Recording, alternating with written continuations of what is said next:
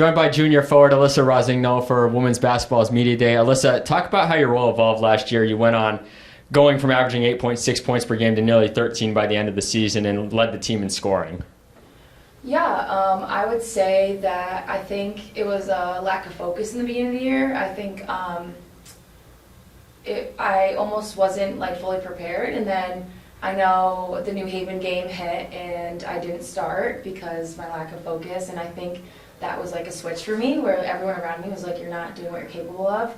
And then I picked it up, and then I kind of got back in my groove and found my game and didn't let so many outside factors affect it. But yeah, I just honestly had fun.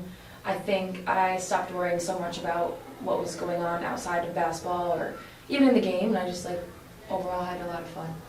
And then, what was your first season like with Post coming from a Division I school in Niagara University where you played in pretty much every game there too? I think that it was a big jump from, I did play at Niagara, I luckily did get minutes, but I think coming from more of a bench player to having to be somebody who shows up all day, every day, was a big adjustment because in high school everyone's the star, and then you go to a Division I school and you're humbled in a good way, and then I think coming back here, being in somewhere that I fit better just with the team, the coaches or whatever, that I had to just take on a big role and just adjust to that and just find my confidence again. And I think towards the end of last year just proved how well I could play, and I'm excited to continue that this year. And then what was one thing you learned during last season that you hope to apply this season with the team? Patience. I think that was a big thing for me, being patient and understanding with a lot of things. Even in just general with my own game, being patient, I think I felt like I sometimes needed to put up 20 to win towards the end of the year, but I realized I'm surrounded by hardworking teammates always, and just giving everyone grace, myself grace, my teammates grace, coaches grace, just stop worrying so much, just go. Literally, I think at one point I went and I was like, you know what, I just want to have fun. And then finally, with the healthy mix of newcomers and returners, how do you think this team can improve upon what they started to build towards the end of last year when you had that winning streak going into the playoffs? Yeah, I think we're going to improve tremendously. Just our practices look better. We do have a core group of returners. I know, sadly, Hannah will not play this year, which sucks, but we have me, we have Jazz, Cam, Nicole back. I think just having, and more people, but that's just ones at the top of my head. I think having returners who played big minutes and who know what it's like to lose, know what it's like to win, and know what it is to put the work in, I think just makes our practices very elite level practices. The second things go wrong, it's immediate, let's fix it. It's not, last year I think we just let it drag on, and now we know our standards and we're holding everyone to that standard. Joined by junior guard Hannah Finnerty. Hannah, like I asked Alyssa, transitioning from Division I, you were at Siena College to Division II with Post. Talk about what that transition was like during your first season. I had also taken a year off, a gap year to separate, so coming back, I feel like there was a lot of knocking off the rust. But coach and the team were very receptive and they were very helpful with all of that. But I feel like my experience at Siena did give me a better chance to adapt to the new concepts that we were learning and just a better overall understanding of the game. And then in your first 2 seasons of playing college ball, talk about how your game evolved over time. It evolved slower than I hoped it would, but it definitely did evolve. My biggest thing right now is just consistency and getting myself to consistently play at the level I want. But Coach has a great program. She has a great offense, great defense she runs, so it definitely helps smooth the transition.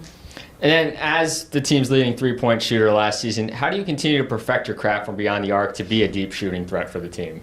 I mean, unfortunately, I can't play this year due to an injury, but that doesn't stop me from trying to get my teammates better, helping them in any way I can, whether that's shooting, ball handling, or even just seeing the things off the court that they might not be able to see on the court. But when I do get back for next year, my biggest thing is going to be shooting when I'm tired, being able to knock those important shots down at crucial moments. And then finally, having a healthy mix of newcomers and returners. How do you, as one of those returners, help the newcomers adapt to the culture that Coach Burns has created for the program, especially now that you'll be seeing things from a different perspective on the bench this year? Yeah, I think Coach, she she's created a great atmosphere of family and a great culture for us to play at the highest level we can. And as the returners, and there's a lot more of us this year, it's a lot more helpful. Things run a lot more smoothly as like we kind of help her coach in a way. Like we know all the concepts now, so we help out with the little things that maybe we didn't have last year. Here with sophomore guard Kamyrn Porter. Cam, being a freshman last year, what was your biggest takeaway or thing you learned from your first season of collegiate basketball? Well, I think when it comes to gameplay, I think consistency, like practice to games, everything translates. So I think we play hard in games, we play hard in practice, everything comes together, and we end up having a good game. And then for both freshmen coming onto the team and players out there looking to play at the collegiate level, what was the biggest thing you noticed was different transitioning from high school to college ball, or a piece of advice you would give them? A piece of advice I would say is to get very connected with your teammates, because those are the people that you'll fall back on when it's good times, bad times, everything in between. And in terms of the difference between high school and college, I think the biggest difference I've noticed is the pace of the game, the physicality, like everything's the next level. Everybody is here for a reason. Everybody knows what they're doing. Everybody can play. So finding the little things that make you different from the next player really changes the game. And talk a little bit about your game last season in terms of the impact you had on the court that might go beyond what the box score numbers show. Yeah, I feel like for me, specifically being a freshman coming into a program with already, everybody was set on what they were doing, their roles were already placed. I think for me, I was just trying to be as different as possible, showing coach like, I can do this, put me in the role to do this, I'll do all the little things, I'll take charges, I'll die for the ball. The reason why I played so much freshman year is because of my defense, and I pride myself in playing defense well and being a voice on the court for coach, for my other teammates. I think behind closed doors we had a lot of leaders, and I was just waiting my turn to be the leader that I know I could be for coach and for the teammates. And finally, how have you worked to improve your game for your sophomore year in hopes to make an even bigger impact on this team? Yeah, well, this past summer I've been working out. Like, it's been every day work between work and actually working out. Like, I feel like I've put in so many hours to perfect my craft and be able to be that pivotal person for the team, like changing the game and being able to be 4, 5, 6 dimensional, where we have 6 people that's coming back returning and a whole bunch of people that can really put a big impact out on the floor.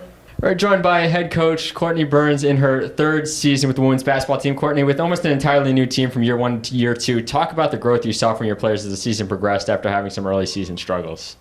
Yeah, I mean, last year, the year before, graduating 8 of the 13, coming in, bringing in 13 new players the following season. You know, we knew we had the ability to really kind of recruit for our style and for our system, and everybody came from a little bit of a different background. We had 7 Division I transfers, 6 freshmen. Freshmen had to grow up really early. Got a lot of playing experience early on in the season, and when we made the schedule, you know, talking with those players through the recruiting process, you know, we wanted to play the best of the best. So we didn't really take it easy on ourselves, played a lot of top 25 teams, team that won the NCAA tournament the year before, and got a chance to really see what that's going to look like and, you know, where we wanted to get to. And, you know, I think the best thing about that group was, you know, our seniors were tremendous in terms of their leadership and, you know, really just instilling our culture, how we handle things on the court, how we handle things off the court, how we handle adversity. And the one thing I can say about that group is they just never quit. They're very family oriented, they're very close, you know, they go hard at each other in practice and, you know, leave it on the floor when they go into the locker room. And, you know, I think as a coaching staff and as a team, we just kept getting better and better and better and better. And I think things really started to click for us, you know, after winter break. And, you know, they started to see the results of focusing on those details and those little things. And, you know, to finish off the regular season in a 7-game win streak, you know, I think was a huge confidence booster for those guys and just some motivation going into the postseason, getting ready for next year. And then talk about that culture you talked about a little just now that you've built for the program over your last 2 seasons at the helm and how you've developed it. Yeah, you know, I feel like I'm a player's coach. You know, I want them to take a lot of the leadership and, you know, hold each other accountable. I always feel like if, you know, our players can hold each other accountable, that's going to be, you know, a stronger culture than, you know, me having to be that person every time. And I think last year we were trying to find some of our leaders outside of the 3 seniors that we had returning, who's going to be our leaders on the floor.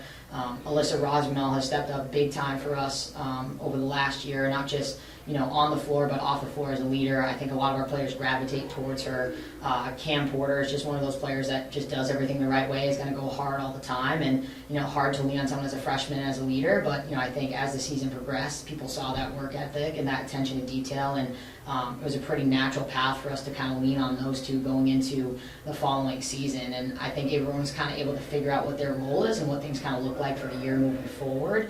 And then off the court, I'm really big on that family environment, and so we do a ton of stuff together as a team outside of basketball, team dinners, team escape rooms, which are always interesting to kind of see the dynamics in those situations. Game nights, things along those where they get to know them as people, not just basketball players. And I think that translates onto the floor. And like we said earlier, I think a big part of why we're able to stick together through that adversity of all those losses early on in the season last year. And then the CACC is quietly starting to become one of the more competitive conferences in the East region for basketball. How much does that challenge help you guys and you as a coach to keep improving year after year? Yeah, I mean, the CACC has done a great job over the last few years, especially in the NCAA tournament, and kind of making those deep runs. The Jeffersons and Holy Families of the world.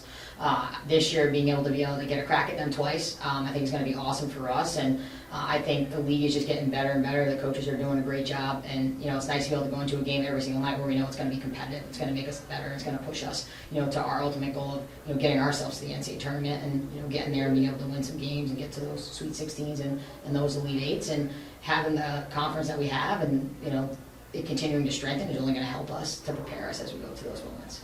And finally, what excites you about the team that you've assembled for this year and the potential that they have?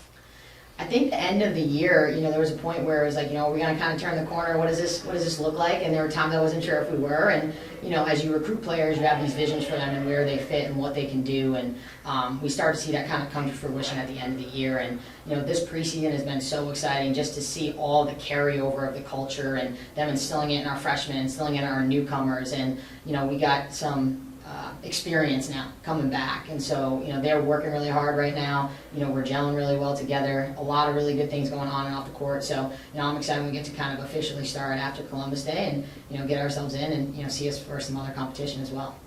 Head Coach Courtney Burns in her third season with the women's basketball program, who will open up their season in the middle of November at Southern New Hampshire University.